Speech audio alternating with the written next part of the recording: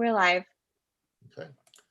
Okay, let's go on the record on cause number DC 208033, Banowitz versus Foster. Counsel, make your appearances. For the movement, Michael Hurst and Bennett Hampelos from the law firm of Len Pinker, Hurst and Schwegman. Mr. Hampelos will be handling the argument for our side this morning. Okay. Counsel for defendants, Robert Rowe of Curtis Castillo. Or sorry, excuse me, counsel for plaintiff. And Mr. Frankel? Scott Frankel for plaintiff on movement. All right, let's go ahead and proceed. Thank you, Your Honor. As Mr. Hurst introduced me, my name is Bennett Hampelos. It's the first time having the pleasure to appear before you today. So I look forward to meeting you in person, hopefully sometime soon in your courthouse. We represent defendants Robert and Aaron Foster in this matter. Before I proceed, are you able to hear me? Is everything working with my system? I hear you fine. Great, thank you, Your Honor. So as you know, we're here today to advocate for our amended plea and abatement. Your Honor, as we are here arguing today, there are bankruptcy proceedings that are still ongoing that will have a direct impact on the disposition of this case. If Your Honor decides to proceed with this case, it will result in prejudice to our clients and our ability to prepare defenses, as well as the risk of double collection for plaintiff on an underlying promissory note. So Your Honor, all we're asking today is for you to just press the brakes on this case so that the parties can fully and fairly litigate these matters after the conclusion of the bankruptcy proceedings. I've read the motion. I'm a little unclear kind of what's going on in bankruptcy court that affects this case. So Your Honor, let me first off ask, is the bankruptcy court told us to abate this? No, Your Honor, and I don't believe this case will actually fall under the mandatory stay. The reason why the bankruptcy case is relevant is because our client, Mr. Foster, is a guarantor, rather a secondary obligor of an underlying promissory note between the debtor in that bankruptcy case and plaintiff, Mr. Banowitz, in this case. He has registered as an unsecured creditor in that case. And who is he? The respondent has? I'm sorry? You said he has registered. You mean the respondent has registered? Okay. Correct. Mr. Banowitz, yes, the respondent to this matter. He has registered, he has filed a claim as an unsecured creditor in that case. And so because the bankruptcy proceedings have created a cloud of uncertainty, it makes both practical and legal sense to not proceed forward in this case. Otherwise, it'll result in pretty significant prejudice to our clients.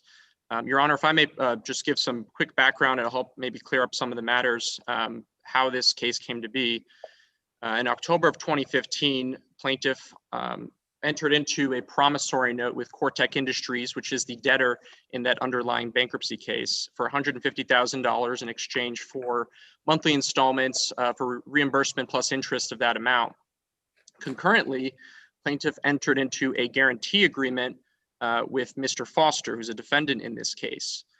That agreement, specifically Section 4, contains a exhaustion of remedies clause that says, in effect, that plaintiff may only enforce the guarantee agreement against Mr. Foster until he has exhausted all available remedies against the borrower, which is Cortec, and for payment of the indebtedness of what is left over from the promissory note.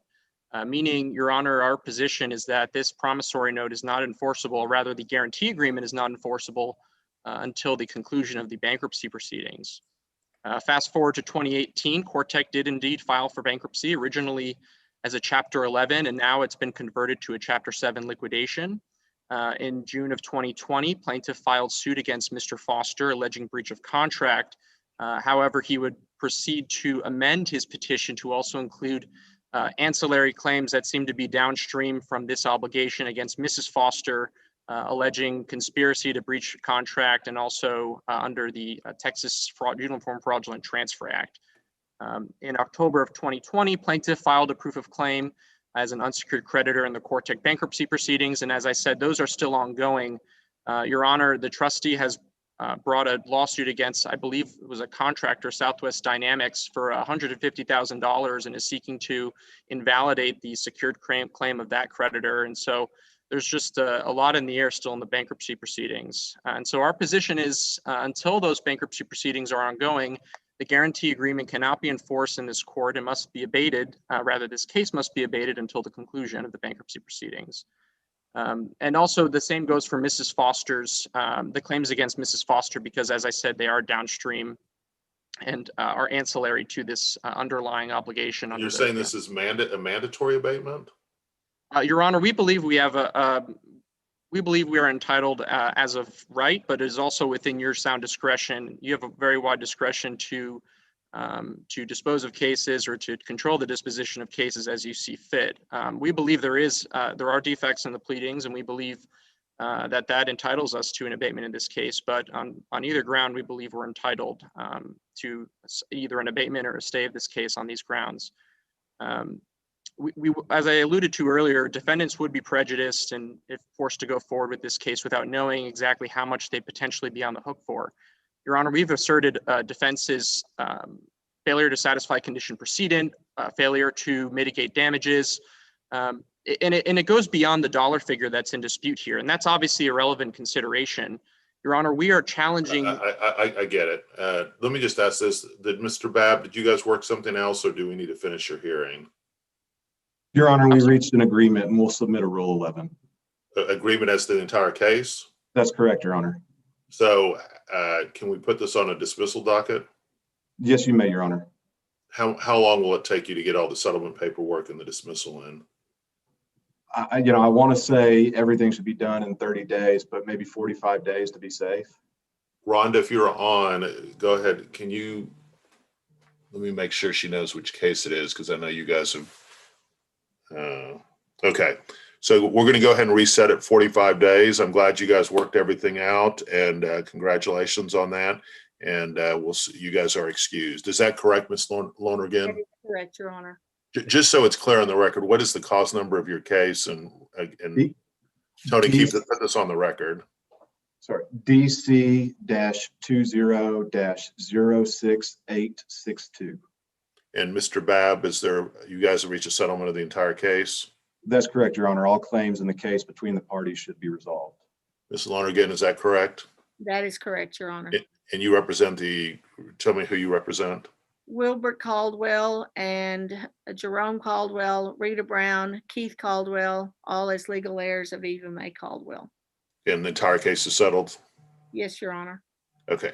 All right. So we'll go ahead and reset this 45 days on the DWAP docket. I hope you guys get it all worked out, and you guys be safe out there. Okay. Thank you. Do the same.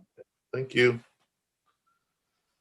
Thank you. Okay. Sorry. Let's go. Let me hear a response to this.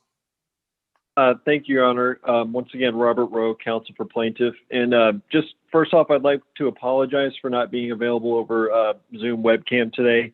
I've been having some difficulties, but I thank you for still allowing me to appear by telephone. Okay. As we stated in our response, and for a plea and abatement, the evidentiary burden is on the movant to not only identify a problem with the pleadings, but also to identify a cure. And the reason for that is so that plea and abatement cannot be used as stall tactics to delay cases indefinitely. And so the burden is on the movant to establish by preponderance of an evidence the problem with the pleading, and then how plaintiff can fix the problem so that the case can move forward. And the defendants have failed to satisfy this burden in both respects. One, there is no real problem. As I'm sure Your Honor is fully aware, automatic stays do not extend to non-debtors, and their litigation goes forward on guarantors all the time while promissory note obligors are in bankruptcy. There is absolutely no danger of double recovery.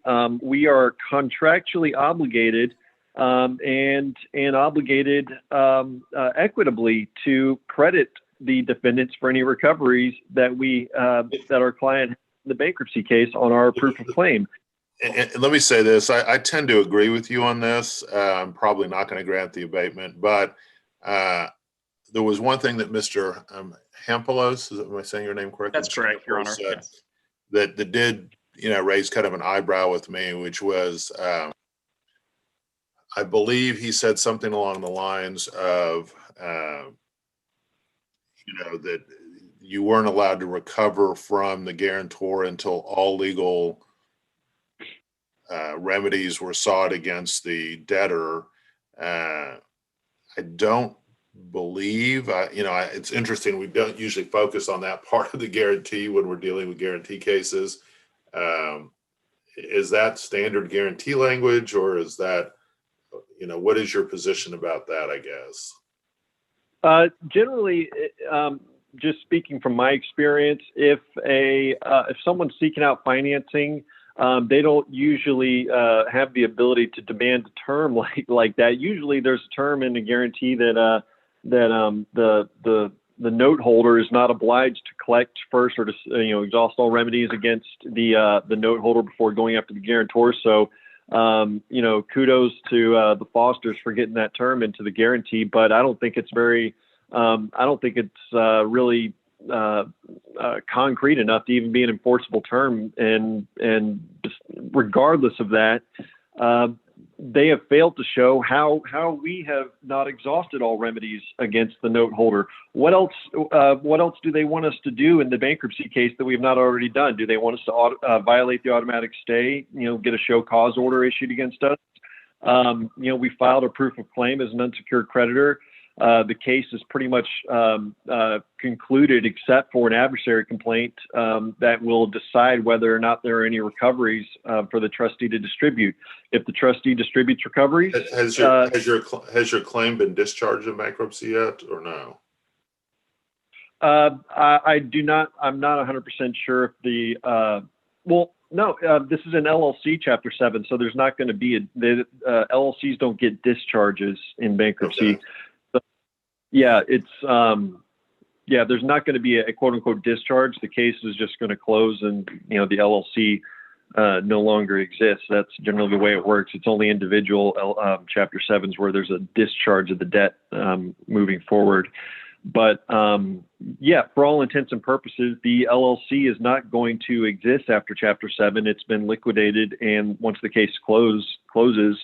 There really won't be an LLC to collect against. So that would leave the Fosters as the only parties for us to pursue on this debt. And as far as alleging that our client has failed to exhaust all remedies, the original plea and abatement insinuated very strongly that the failure was in filing a proof of claim.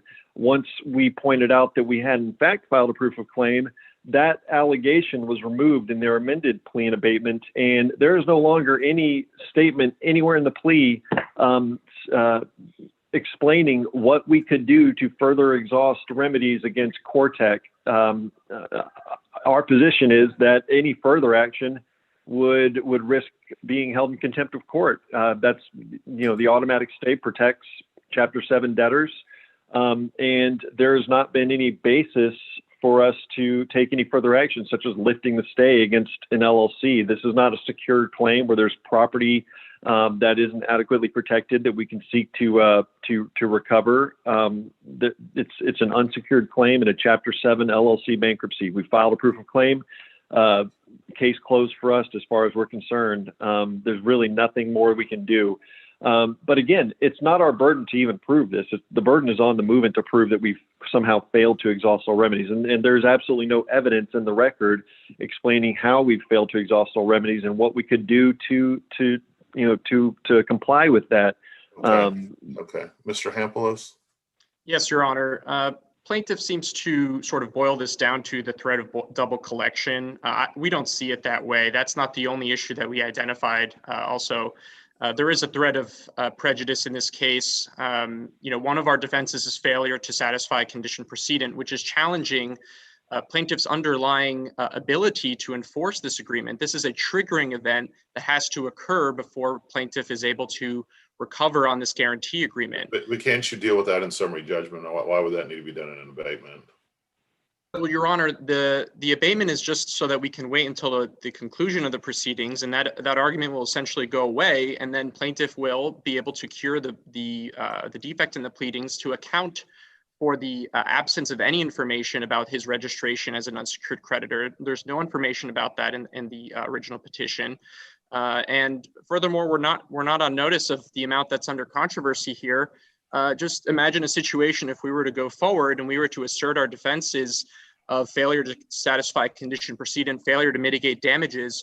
We're going to expend a significant amount of time and money litigating these issues when it can be cured just by waiting. And in our amended plea and abatement, we did say the failure to abate this case until something to the effect of until the conclusion of the bankruptcy proceedings will cause prejudice to our clients. I'm paraphrasing essentially what we said, but the cure is very clear. The cure is to wait. All right, so I'm going to deny the plea and abatement. I do think you can go forward with discovery in this case. I do think a lot of this can be dealt with in summary judgment. But I did notice you guys do not have a trial setting on this case. Is that right? That's correct, Your Honor. I think we originally had a scheduling conference set at the same time for the original plea and abatement hearing, although it is our position that we shouldn't have anything scheduled until we have a better picture of what the bankruptcy proceedings will hold. But if Your Honor disagrees, we can proceed forward with. So let's go ahead and set this for trial. When do y'all want to set this for trial? Your Honor, I'm sorry I did interrupt. I do think if Your Honor is not going to obey, which I respect Your Honor's ruling in that regard, that we ought to at least see how have some time to see how they resolve the claim against the debtor or the obligor. You asked a question about the language and the guarantee, and this is really showing my age because I think you were not in the situation where right when I got out of law school, that was when all the bank failures were taking place. And pure oil and gas litigator, we did all this FDIC and RTC litigation and what have you. And the first thing that we always looked at when going after a guarantor is to find out if it was a conditional or an unconditional guarantee. And if it was a conditional guarantee, that meant that they first had to go and see what they could get against the debtor before the obligor, before they could go after the guarantor.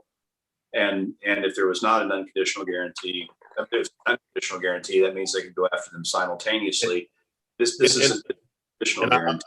What I would say on that is that, I think this is something you can definitely bring up if there's a summary judgment filed and say, look, we need to, possibly wait to see what happens to the bankruptcy court.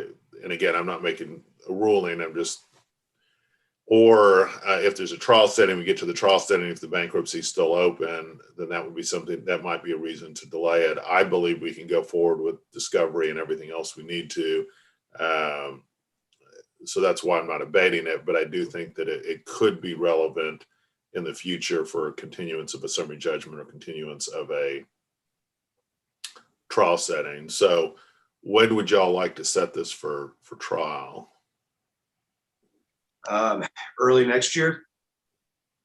That's fine. Your Honor, is co-counsel Scott Frankel still on the line? Because we were brought on for sort of this special bankruptcy and a related purpose, and I would have to confer with our lead counsel, Mr. Frankel, on what they want to do for trial. But I'll leave that up to Your Honor if you have already decided that early next year is appropriate. I haven't decided that, but I want to hear what Mr. Frankel's thoughts are. I actually am in accord with that. That sounds great. So what month sounds good to you, Mr. Hurst, Mr. Frankel? February. February, okay. Let me pick a date in February.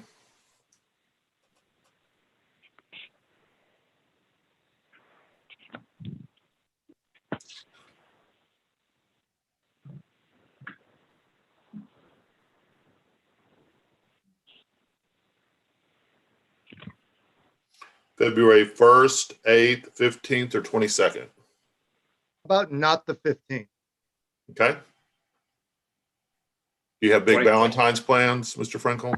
Anniversary, yeah. I'm just teasing. All right. The 20th. 22nd? No, that's my 20th. Oh, 20th. Oh, congratulations. Congratulations. That's exciting. We had our 25th not a few years ago. So, Pretty slick. Anniversary and Valentine's were on the same day. that was a very wise move, actually. I will speak as, but that's I'm impressed. first, 8th, or 22nd. What do you guys prefer? Let's do the 22nd, if that's okay with Your Honor and Scott. Yeah, that's fine. Okay. And then who do you want to use as a mediator for this? Who are you suggesting? These days? I mean, You know what? so- You had suggested Judge Jordan on another matter, and I thought he did an excellent job. If Scott's okay with that, maybe we go with Judge Jordan. I think he has banking experience in his past life too. Maybe we could get a couple other choices. Okay. Why don't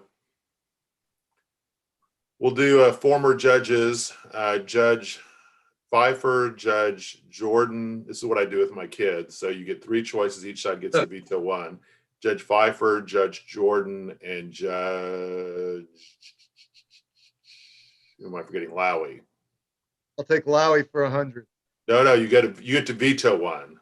You get to Oh, I veto get to 1. veto one. Okay. Who do you want